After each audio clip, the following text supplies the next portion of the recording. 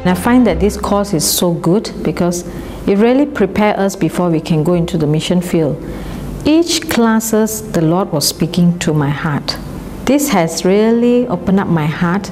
Now I look at my cousins, I love them, I don't condemn them or criticize them anymore.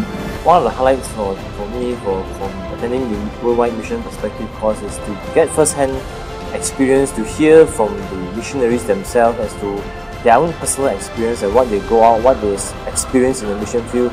It taught me about the Abrahamic covenant and in Genesis 12 verse 1 to 3, and it's something that really challenged my Christian faith.